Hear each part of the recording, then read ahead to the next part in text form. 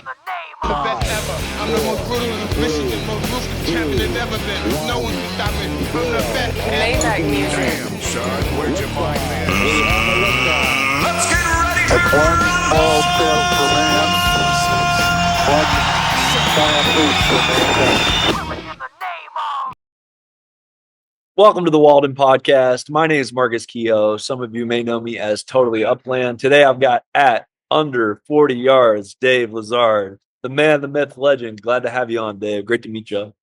Hey man, Marcus, great meeting you. It's great to learn your real name actually too. Hey, there it is. I've followed your account for some time, so Well, thank you.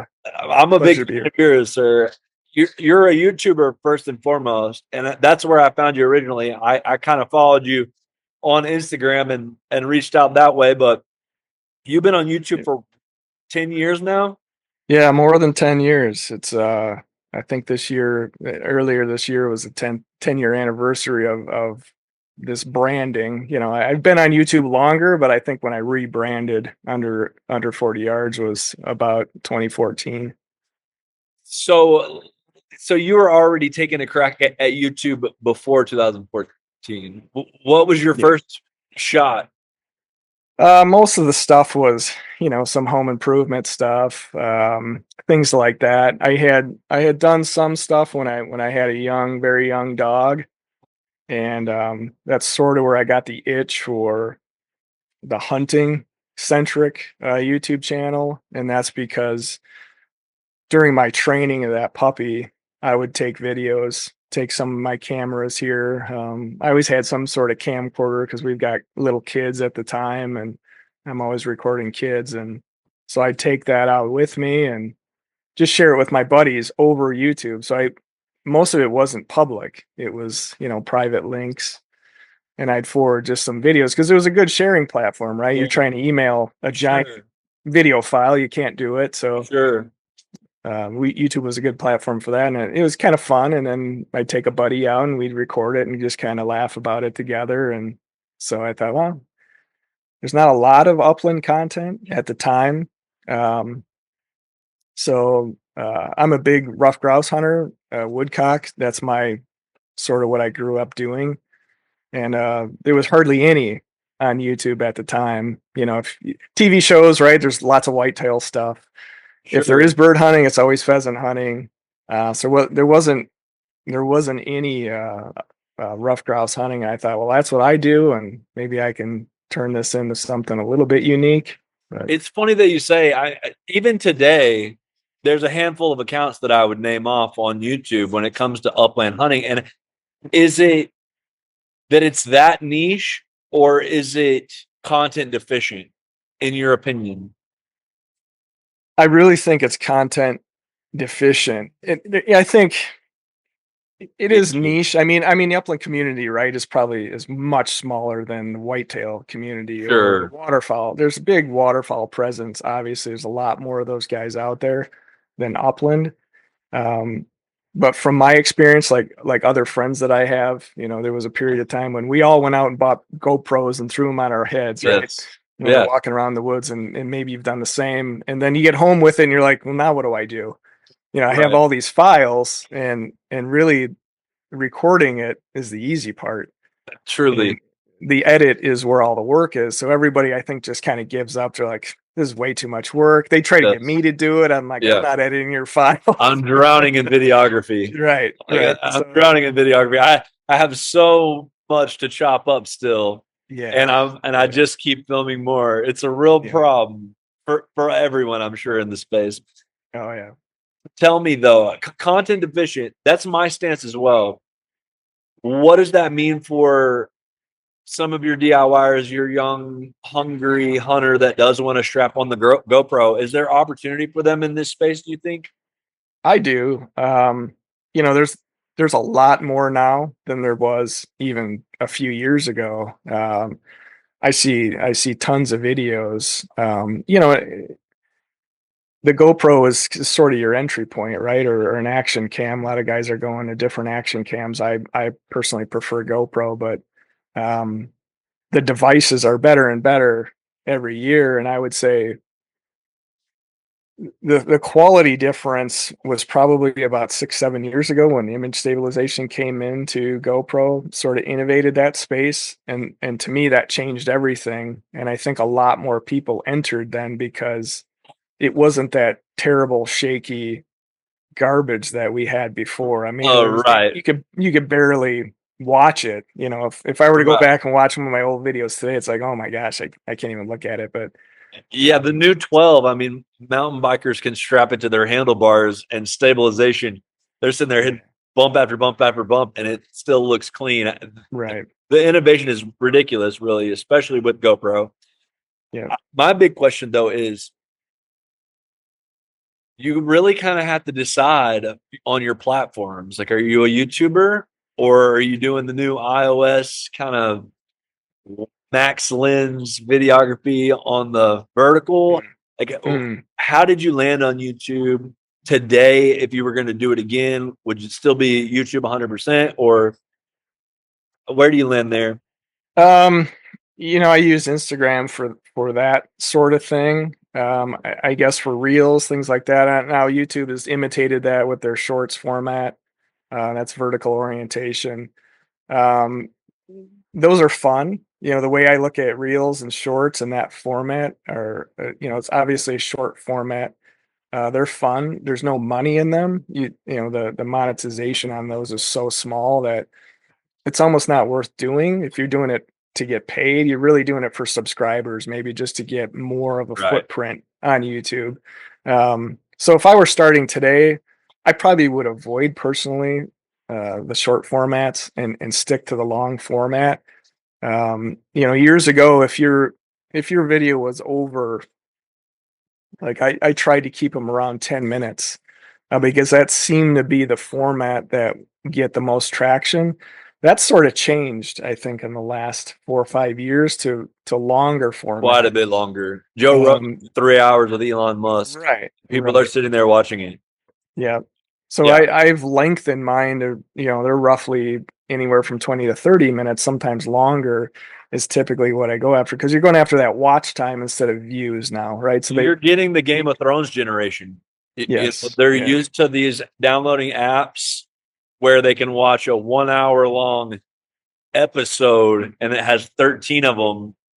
Yes. And no commercials, so yeah.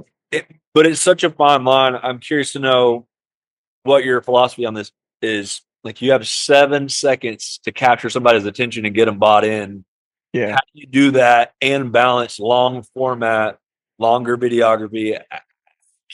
How can you give them the social media dopamine hit? Yeah. And keep them interested?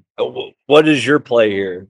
My play is, while I used GoPro, I prefer the last, let's say, 4 or 5 years, I've incorporated mirrorless cameras also for heavy, creamy B-roll, right? That, to me, everybody's got a GoPro, right? Everyone's wearing a GoPro and all that is great. And you have to have it unless you're, you have a cameraman, which I don't. So everything is self-filmed.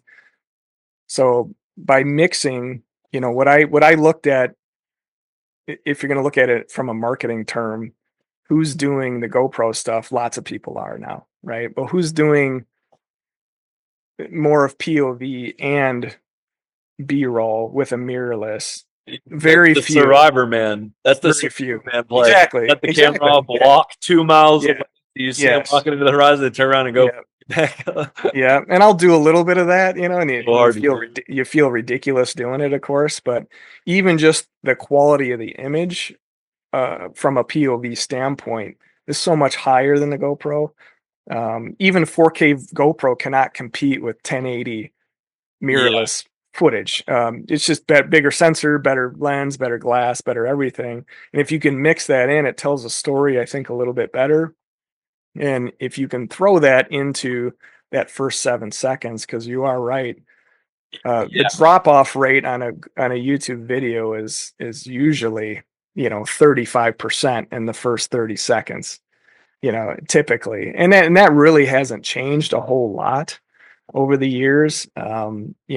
It has changed. I will say this: if you look at the YouTube metrics. They give you a nice analytical tools to look at where the traffic's coming from and what devices they're playing on. So when I started, What are they watching it on? it was heavily PC computer screens, right? Then in probably, I would say 2016, 17, 18, TV and phone. it went to phone by a large margin, and TV and tablet were very tiny. Now Really? TV is High. up. So High. consequently, that long format has gotten more popular because of the television. They're watching it as TV. Exactly. And as TV. And the other things that have happened because of that is less likes on TV, because it's clumsy on a TV to like something. It's certainly clumsy to comment, right? So you have less likes and less comments, but maybe more views and watch hours. Right. You can thumbs up with your enter button on the TV remote. Give it a thumbs up, but that's about the extent, really. Right. So the interaction's less. Yes. Exactly. Yeah. I'm glad it's like bringing this up, because this is what I see as the future completely. I mean, alt media, 100%. I don't know that many 30-year-olds that have a cable package. They're all just using digital platforms to consume content. I think that continues to go down that path, especially YouTube. Yeah. But what I wanted to get at, am I going to draw a blank on you? I might draw a blank here. I had one for you. Let's talk about the arms race, if you will. This is the question. What I'm hearing is, if their TV is 4K capable, you need to meet them at 4K. Yeah. And as a consumer, I can relate to it so much. You spend X number of dollars on your Sony Bravia TV. When you click on something and you want to watch it, you know you've seen 4K before. It's hard to enjoy it if you're not getting more of it. It is. Is that what you're saying? I switched to 4K last year, the year before, because before that it's so heavily mobile, and I'm like, why am I going to put out a 4K image on a mobile screen? Because once you move to 4K or higher, now you have 6 and 8K, which is absurd, but it's so much harder to deal with. Your compute power is exponentially higher. Your storage is 6x versus 1080. There's a lot of challenges that come with it. New codecs are pretty good at compression. Like the H.265 is a pretty good codec that the file sizes aren't so huge that you can still deal with them and you still get that 4K quality. But now you're talking like GoPro, for example, is easy, right, to shoot in 4K. But mirrorless cameras are not, a lot of times I still shoot those in 1080/60, for example, and I'll upconvert them to 4K. And that footage in 1080 still looks way better than the GoPro. Than your 4K on your GoPro? Oh, yeah. It's not even close. Not even close. So you can easily upgrade it in post and get a kind of a nice flow where you won't really notice after you color grade and things like that. So I shoot in a flat profile so I can color grade and make them sort of match. You can't get it perfect, but right. Maybe you're using LUTs or whatever. Are you hitting it with high dynamic range and then going in and trying to put the vibe to it in post? Is that typically your MO? Yeah. So the tricks that I use are I shoot in a flat profile in GoPro. They don't have GoPro does now have a log format. And my camera, I don't shoot in log on my cameras. They're harder to grade, especially if it's only I don't have a 10-bit camera, so it's a little tougher to grade a true log file. So, but I'll shoot in a very flat profile that I kind of customize, and just doing that, you're adding a lot of dynamic range because those shadows are going to be of high quality. You're going to be able to fill those things in, and you're not going to blow out some highlights. You'll be able to bring those down and bring up the shadows and not have them totally blacked out. So same with GoPro, because I personally don't like GoPro's color profile out of the camera. So I prefer to shoot it in a flat profile and then do the modifications myself. Interesting. I haven't really messed with GoPro in that way. I probably because I filmed the whole trip. I just run and run and run and run, and it's so much videography to chop. How do you fight that? Are you just I rely heavily, but when I started with GoPro, just like you, and especially upland hunting, you never know what's going to happen. So the camera's always rolling and you're constantly dealing with battery issues and full SD cards. And I've since then rigged up a headset with extra battery. But the big thing when GoPro, I think it was 8 or 9, they came out with this hindsight feature. So that has saved me. If you know anything about the hindsight feature, and once from you an click upland record, guy, it records back 5 seconds before, and yeah, up to 30 seconds. So I think there's Okay. 2 settings, 15 and 30. I choose the 30-second. So it's always rolling. It's always recording, but it's not writing it to the SD card. So let's say I'm hunting, I'm approaching my dog on point. I'll hit that button. It grabs 30 seconds back. Or if it happens sooner and that bird got up and I shot it, knocked it down, I hit record, it's going to capture that point, the whole scenario. And now I'm on a 1 minute file instead of a gigantic thing where I get that's home a and hack. oh, That's a it has saved me, Marcus. I can't describe how many hours that feature has saved me, because most of the footage in upland you're throwing away. You're throwing away 95% of what you You're got. doing a lot of walking. That's Yeah. the reality. Yeah. You try So to that pick a feature is beautiful killer. place if you can. Yeah. Pick a beautiful place and get some good, but it's B-roll for the most part. Exactly. Only so much action you get to have in upland. Right. Makes it so exciting, though. I'd say Yeah. it gets you just to where you're off guard. Just till you're no longer on guard. Then you get a flush. Yep, for sure. Yeah. Funny. So we're getting into some really good takeaway technological use cases for videography in this space. You're a technical yourself. You're a software engineer by day. Tell us a little bit about that. I'm a software engineering manager. I lead a small team inside of a manufacturing company where we write custom software for our production system. So it's in an industrial company. We build machine tool type things, steel machining. So we're sort of blending that. If you want to say, it's really no old school left anymore in manufacturing. Everything is very advanced, highly robotic, Sure. highly automated, but we're automating the PCs, and we're developing software along the way. I use a language called C#, which is a .NET, Microsoft .NET platform. That's primarily the system that we work with. There are a few other languages. Some systems require C++, Perl even, languages like that we have to sort of keep in touch with. We have some Java services too and things like that, but most everything is on .NET, SQL Server backend for our database. We also run an iSeries IBM, which runs a lot of our ERP system. So a big mixture of computer technology. So I'm in that space for a long time, and I've written, I don't know, a million lines of code plus, I'm interested to know all the things really.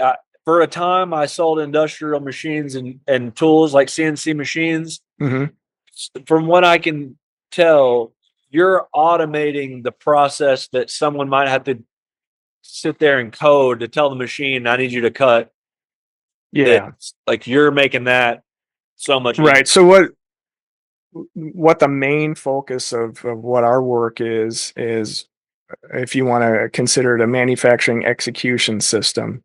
So it's all of the things that control sort of the people and the work order flow through production. The machines are a part of it. Obviously, we have CNC machines that are machining parts and creating. There's not enough machine shop people that can run machines. Right. That's the problem. Right. They don't speak the language of the machine. And so, but there's tons of those guys, five of them. Yeah. I mean, to get down to the CNC, that's your end result.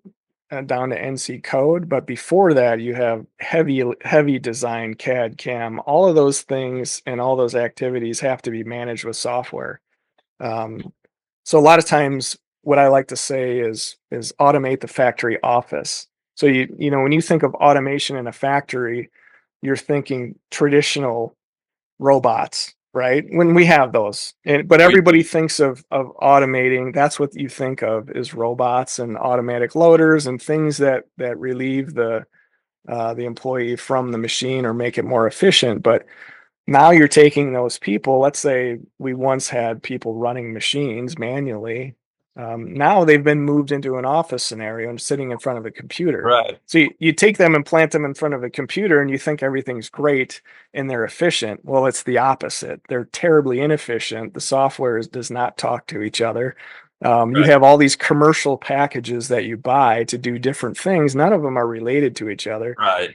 Our software is sort of like the glue that holds them all together and makes them work. So that's Gotcha. sort of what we do. So we're automating the computer work. You're building, it's an API really. Like you're we have forcing integration. Sometimes we have web UIs on them. Sometimes we have Windows UIs on them, but it's all written based on an underlying API. So we're big object oriented shop. We design everything with intent. We have software that's been running in production for 25 years, and we've had, because of the way it's designed, hasn't had to be changed a whole lot. Yeah. Because if you design it properly and put the architecture into it, and that's really what I enjoy about it now. It's coding is one thing, syntax is fine. It doesn't matter what language, but it's really the design of the system. Yeah. The architecture, the components, and how they work together, the database design and how that is streamlined. That to me is the engineering part of software development. And the infrastructure of operations, really. Right. Yeah. Coding is great. You know, syntax and learning that, you obviously have to do it. And there's more elegant ways to write a piece of code than others. But in the end, you're all working towards the same type of architecture. Well, let's talk about robotics. And I'm curious to hear what you know about the robots that are on the factory floors. Sure. And two, what is the onset of artificial intelligence doing to coders, people that do write code? I mean, nowadays, you really have no excuse on writing a good script, I would imagine. Yeah, we utilize ChatGPT. The whole AI software thing, in my opinion, is way overblown. It's sort of like, and maybe we'll touch on later, 3D printing was, right? The media and the hype around that technology when it came out, you know, we're going to print our cars and turn our key and drive away. Right. It's not the reality, but people think that. Now, AI is definitely a powerful tool, and it's going to be ever changing in the industry, but so far it's just a tool, right? So I use it for like boilerplate stuff that I hate doing. Like, man, I got to sit and whack out this class and these instructions. You know, AI works great for that, to do some of that boilerplate, but it doesn't know the context of what you're working in. It doesn't know your environment and your systems. We have so many systems that are interconnected. It has no chance of knowing that. So to say it's going to replace someone, it may replace that low skilled programmer who doesn't understand architecture. If you understand architecture and how the system's built, in my mind, you're safe from AI. It'll get Joe Blow to the finish line on a HTML website, though. Sure. Oh, yeah, absolutely. You could spin up a site real quick. There's no doubt about it. But when you're dealing with multiple softwares trying to work together in a very nuanced way, probably it doesn't have the answer. I mean, I know it's not there yet. You know, maybe someday, you know, I'll have to eat my words, but it's certainly better than it was even a year ago when I go to use it. When I first started using ChatGPT a couple of years ago, it was terrible. I'm like, this is what everyone's talking about. Right. It's a snowball effect. For a while. It's getting smarter exponentially. It is. And when we talk about compound interest in your 401k, it's hard for people to wrap your head around that. But that's exactly how the AI. It's true. It needs us. It needs us to, you know, I've been back to it 2 days later with the same question, got a totally different answer, a better answer. So, that's the intelligence part of it. Getting And sharper. that's really It is. right.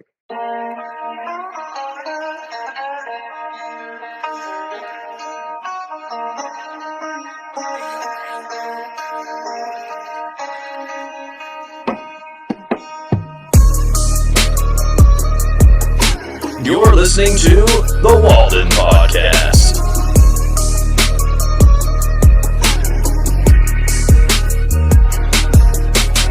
So, Dave, let's talk a little bit more about innovation. I mean, you're a technologist, software engineer by day. You spend more time on the computer chopping up videography, making cool videos on YouTube. Again, I'm a big fan. I watch all the stuff. Thank you. So keep doing that. Let's talk about the future of robotics. You're doing some 3D printing, another passion project, I guess. Yeah, sort of a spin-off from my a point in my career. I spent a lot of time also as a manufacturing engineer and software at the same time. So way back when, implemented the first 3D printer at our organization, and sort of took those skills home with me, like a lot of us do, and got a hobby machine and then another one, and Sure. I've always had a desire for mechanical design as well, and some aptitude there. So I do that as well. So Let's a go. lot of it's like in the hunting space, I'll do things that I need for, might be for the camera, might be for my truck, some gear, things like that, maybe some accessories, things like that. So Sure. So tell me, how long have you been 3D printing?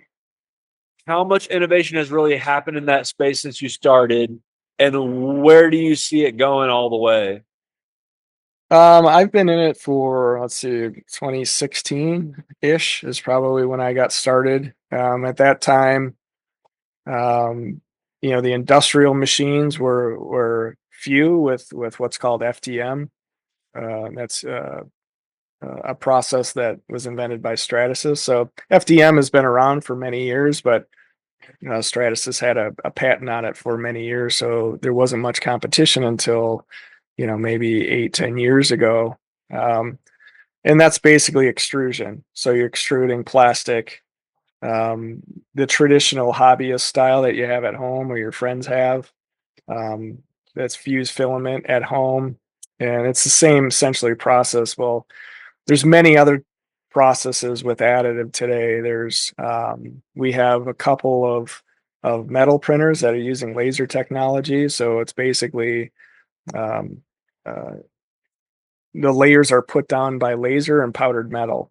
So we're building industrial for sale parts with that process rather than machining them or as a supplement to machining.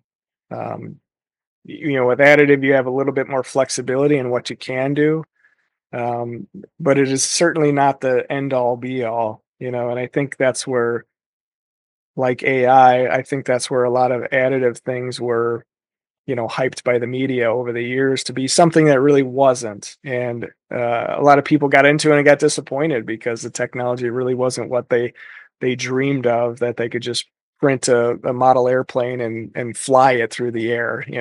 Sure. It's just not, that's not the way it is. So the perception has changed, but technology is advancing really quickly in that space. There are some sort of processes that are kind of set now, and they're basically just perfecting those processes. I haven't seen a radical new process come out in a few years now. In the beginning, there was a lot of new processes and new techniques to, put material together and grow it. That's sort of, I think, slowed down, if you will, but what's increased is the productivity and the accuracy and the quality. So they're kind of fine tuning, I think, that industry. So I think the sky's the limit really for additive. It makes sense in some places and certainly doesn't in others. So you just have to know you have to know where to look and what you're doing with it and where it makes, where you can commercialize it and make money. I mean, So what are you making at home? What is your homebrew 3D print? Are you making suppressors, binary triggers? bump stocks? Yeah, nothing like that. This is all plastic stuff. So typically like little accessories like shotgun choke holders and um, little containers to store my things and organizational things, your typical stuff like that. Cool. So nothing nefarious then. No, nothing like Okay, that. no Dr. Frankenstein. Let's circle back on artificial intelligence then. Let me ask you a philosophical question. Sure. If you get Elon Musk's Neuralink, are you then artificial intelligence yourself? That's a good question. I hadn't thought about that, but I suppose you are, at least a hybrid. Cyborg at minimum. But I think we might already be cyborgs. You've got a camera attached to you everywhere you go. That's true. I don't know about your phone. Do you put your phone down pretty well, or how do you unplug from the computer? You're a software engineer, then you got the camera, then you're chopping up videography for YouTube. How do you decompress from that? How do you beat this? It's a great question. It's hard. Because typically when I'm hunting, I'm normally filming as well. Not always, but most of the time. It's just become part of the sport for me. I think I get just as jazzed up about maybe a scenery that I see and perhaps the way that I filmed it or the memory that it gets, especially when I go back and I look back 5 years. You can't replace those things, right? That memory. It takes a lot of work to get there, and it does interrupt the natural experience. There's no doubt about it. So sometimes I have to consciously tell myself to, just slow down and sit down for a while, sit down with the dog and just look, and it's hard though, because it's, soak it in. Yeah. You kind of have to, but it's tough to do it because take when you're on a trip, for example, you're away from your normal stomping grounds. You're trying to enjoy and absorb everything that you can, and you're go. And you have this in your mind of, I need to accomplish these 8 things because that's what I think I need to do. And you tend to hurry your way through things. And the older I get, I've been better at moderating that, but it's always been difficult for me because as an engineer, and you can probably relate, you have to know how everything works. Like I have to know, what's in the black box instead of just what comes out of it. Sure. So the older I get, the more I think less about how the black box works and just the things that I can get out of it, because I don't need to prove anything to myself at this point, right? When you're younger, you're trying to learn everything. Right. So I kind of approach hunting like that too now. It's like something doesn't work out the way I planned. So what? It doesn't matter. I try to pick beautiful locations to go hunt at and make it a thing. It's a vacation. Yeah. However, I do have the cameras and I'd love to get into birds. Yeah, me too. I want to make sure the dogs get on birds. I care about getting birds more than I care about me getting them, Sure. Yep. I totally agree with you. It's more fun experience when you have the video for me. Now, a lot of people, it's the opposite, right? Like I hunt with buddies that can't stand. They're probably irritated as hell with me because it takes me longer to get out of the truck and get my stuff going and connected. They just want to jump in the field. I get it. My dad, he's so not a camera guy. He's not a picture guy. He doesn't do any of that. Yeah. But I'll walk over there to him and hook a GoPro onto his strap vest and go, just in case, just B-roll. Don't even worry about it. Just forget it's here. I'll get it later, But it's like pulling teeth. But he's my go-to partner. He goes with me everywhere. I'm trying to get on it with me, but not a camera guy. Yeah, right. And I never was either, really. So, but it's like just like hunting. Like you just want to get better at that too. That's sort of a craft, just like hunting is, and dog training. It's like you just want to get better at. And I've poured into my dogs quite a bit, and so to see them lock down on something and get it on film, it's a memory. Just like you said, it's being able to go back and go, oh, I remember this point exactly, really, Yeah. So I'm with you. Tell me this. You said rough grouse and woodcock are your bread and butter. What part of the world are you in? Are you in the North Forest or the North Woods? I live in northern Illinois, but we have a place in northern Wisconsin. My family, my father grew up there. Um, he spent his career in Illinois, but we've always had a connection to the North Woods. And so I'm up there as much as possible. So this is Northwest Wisconsin. Sawyer County is where we're at. So I spend as much time in October, November as I can up there. So I don't have much where I live. It's all put and take as far as bird hunting goes. So if I want wild birds, that's where I'm going. So, and then we make our Western trip too. And that's become really special time. I haven't been to the North Woods, but it's on the list for me. Yeah. One of those that I'd love to go do. I'd love to go to the Northeast Maine and go do a doodle hunt there too when the leaves are peaking. I'd love to see that. Is it the same in the North Woods? The leaves? Yeah. It's beautiful. I mean, the smell of decaying leaves I just love the woods. But the prairies now, there's definitely something romantic about the prairies, So I've really grown to appreciate them because it's quite different. Now, when I pheasant hunt, they're similar, right? But the prairies are just special. Truly. Are we talking about the Sandhills or where? I like Eastern Montana. That's our place of choice. Plains, the plains, just full. Right. Yeah. North Dakota, Montana. That's tough to beat. So it's a sight to behold for anyone that hasn't been out on the prairie. Where, as far as your eye can see, it's just grass. Like at one time, a very vast majority of the United States of America was just covered, covered in it. Right. There would have been a time where you built your little house on the prairie, and if you saw fire coming, there was nothing you could do about it. You just knew you had a problem headed your way. Here in 3 hours. Yeah. Scary, but very, very cool. So tell me more about hunting, really. Like you're running a dog. How long have you had the dog you're currently running? He's 5. I run a short hair. His name's Sawyer. I had a Vizsla before him. He was overlapped for a few years. I had to put him down a couple of years ago now. And so I had a short hair when I was a kid. My uncle was sort of a backyard breeder back in the 70s, 80s. So I grew up with a short hair in high school. And the first time I saw one of his dogs point, I think I was probably like 10, 11 years old.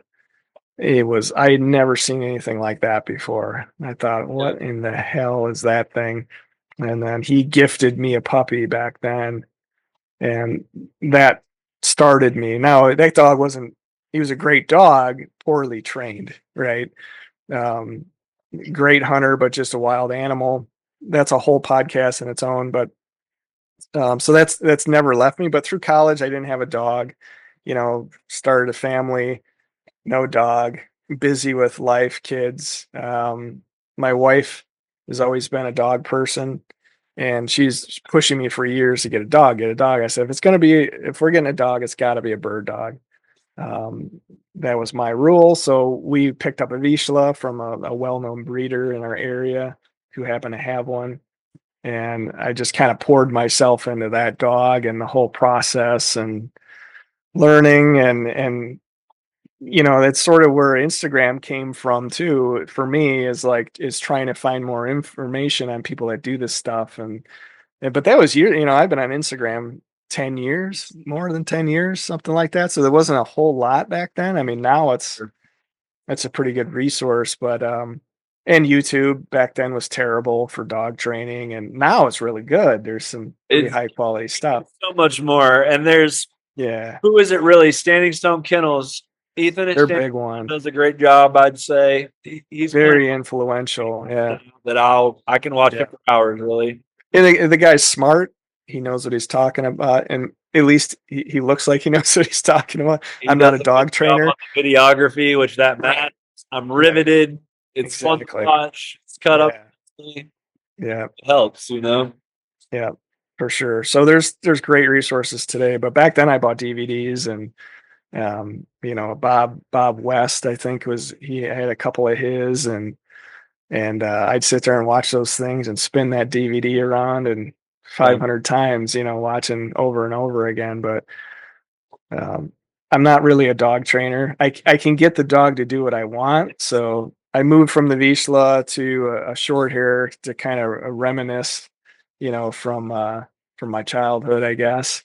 And I think he suits my hunting a little bit better. I think short hair is a little just more robust dog than Vizsla was. So he's just a little tougher, and I can mix it up with him. Put him in the prairie, put him in the woods, put him in the cattail sloughs.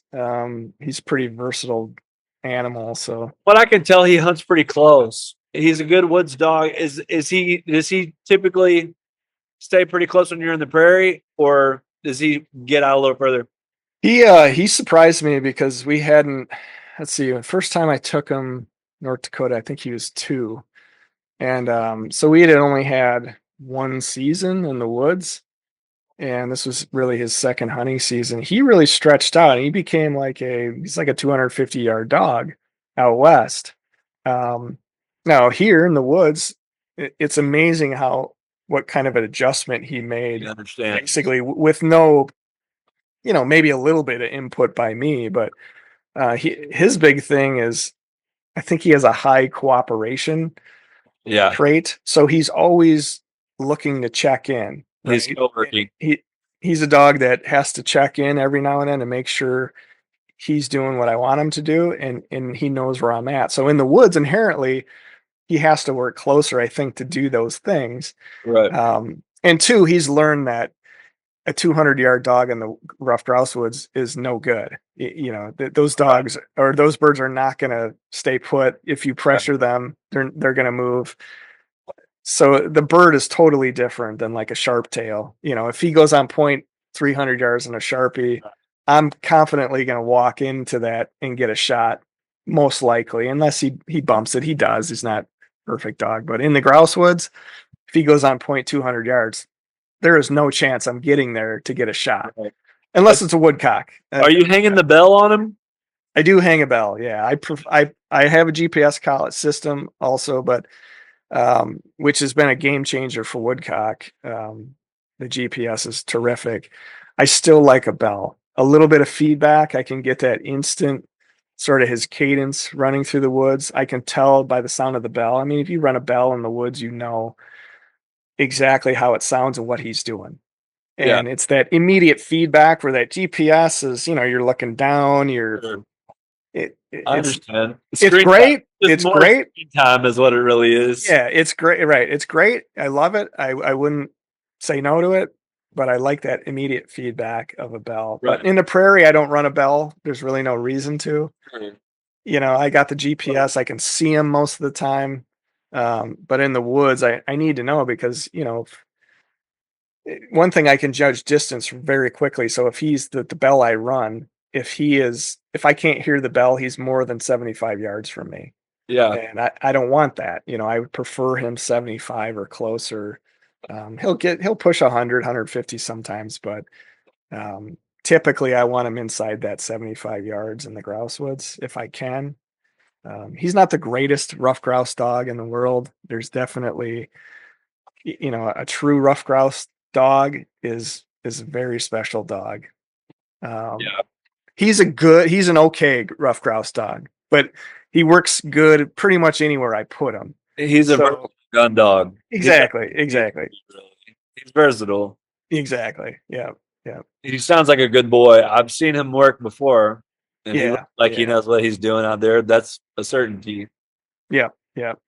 So the analog versus the digital, you've got the GPS collar, but you're also analog with the bell. What GPS are you running? I run Dogtra Pathfinder 2. Great. With the mobile app. Yes, and a watch. I run because I'm an Android guy because I'm a software guy. I run Android and I run a Galaxy watch with that. And the So watch is you're an Android guy because you're a software guy, but you're also a media guy. Do you Yeah.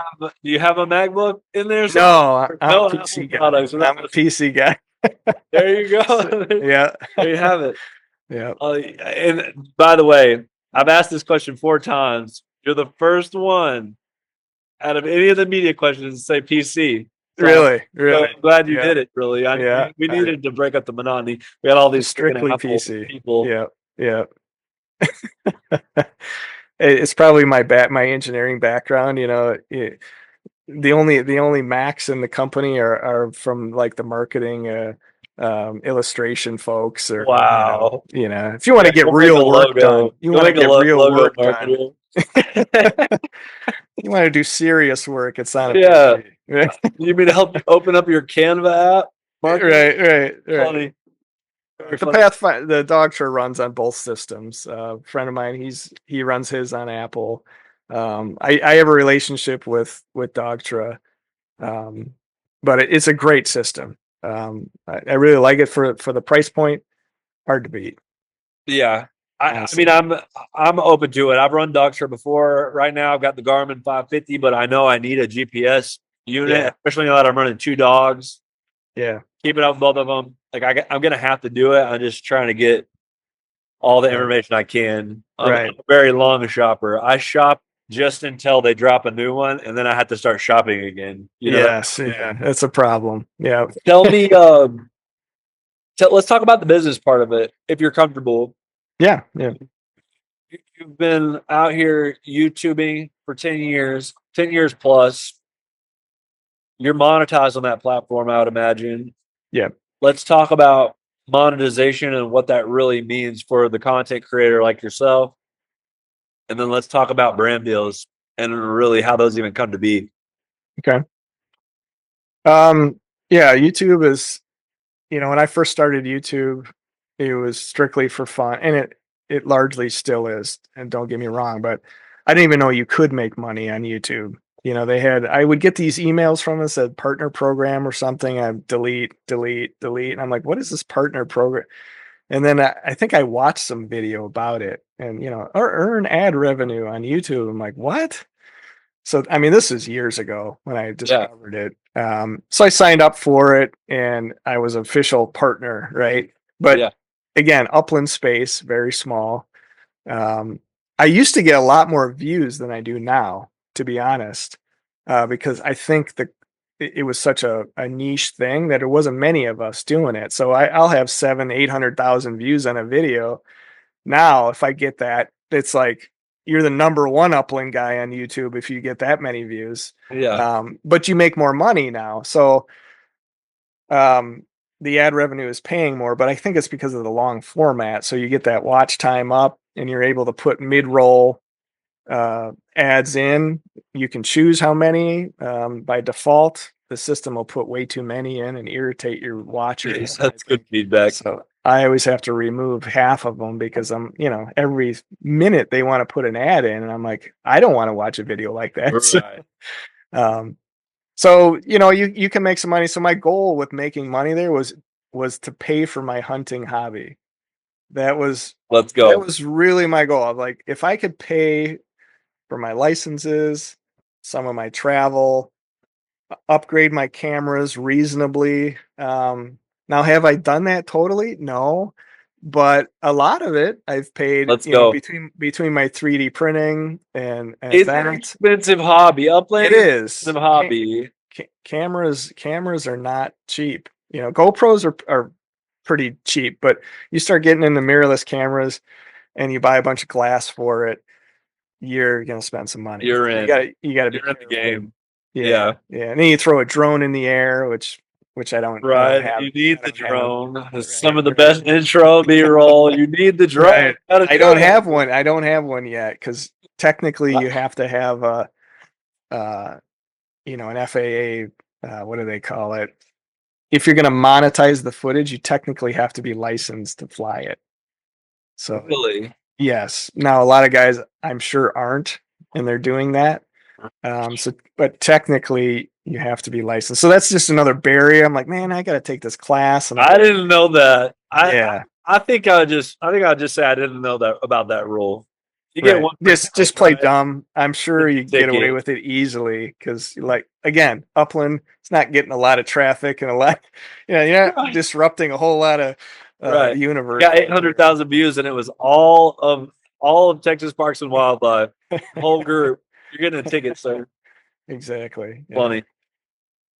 So, I didn't know that you had to have a license to fly the drone. yeah, they call it. What do they call it? I just was looking at it a month ago. It's a GIS. It's not like a huge expense. I think it was like $175 to take this test, and then you had to go to a testing center to do it, and you had to have so much percent to pass. Yeah, I don't think it's super difficult. It's probably so you don't crash into an airplane or what? Yeah, it's basically so you're not an idiot with it. And then you have to look at where you can fly it. You can't fly in certain parks. You can't fly. I didn't know that. So if you're out west, for example, and you're over, I'm probably going to misspeak about this, but let's say you're over BLM versus state land, there might be a different law. Interesting. I didn't right. know that. I'm speaking unintelligently a little bit, but there are considerations like that where you can fly it even out west. So you got to be careful if you put it up in the air and let's say somebody watches your video. Hey, was that over this state property? You can't fly there and you can potentially get in trouble. So, well, there you have it, kids. Another thing that Sam. Yeah, it's like another thing to think about. Yeah. Better cut the check to Uncle Sam, kids. Exactly. Be careful. Yeah. Yeah. I had no idea about that. Yeah. I still want a drone though. Me too. Not necessarily deterring me. It's been on the list of things to buy as you get. So I guess you're really living the dream. You've successfully nailed down a YouTube channel that more or less can pay for the hobby and open yourself up to create even more. Really, yeah. Is that it's in game, or is there a walk away from software engineer into full blown outdoorsman, Dave? Boy, that would be cool. I doubt it. I enjoy engineering and software. Part of the reason I keep these two things separated is because I do enjoy hunting. To make it a job would be cool. Then it becomes a job and it loses a little bit of that romance, for me, I guess.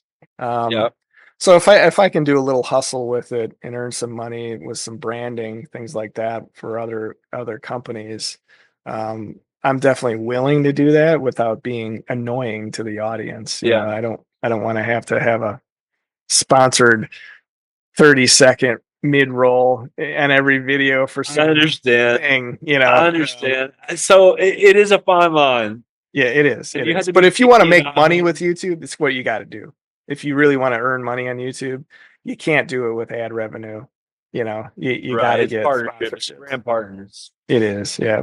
And you've got to be picky about those because it's not just their brand, it's your brand too, really. Right. You've got fans like me that are going to tune in. Right. How do you deal with that? Right now I just have the one company that I work with, Dogtra, and it's pretty benign because it's strictly like a discount code, so you can earn some money that way. Sure. And you don't have to do a lot. It's pretty low impact for the viewer. Like I don't have to put in a 30-second spot, right? So I like that part of it. Now there's stuff you can do for these companies to do a little bit more serious stuff, or where maybe you quote jobs specifically for their product. But like you say, you have to be careful because they sort of take control over a little bit of what you're doing to a certain degree, right? They have to either approve it or not approve it. I'm not sure I like that.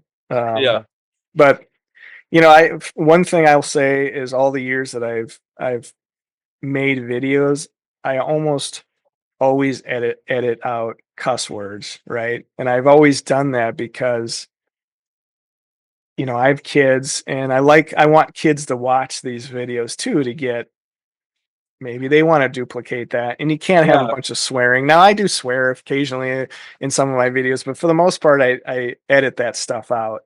And I've always done that.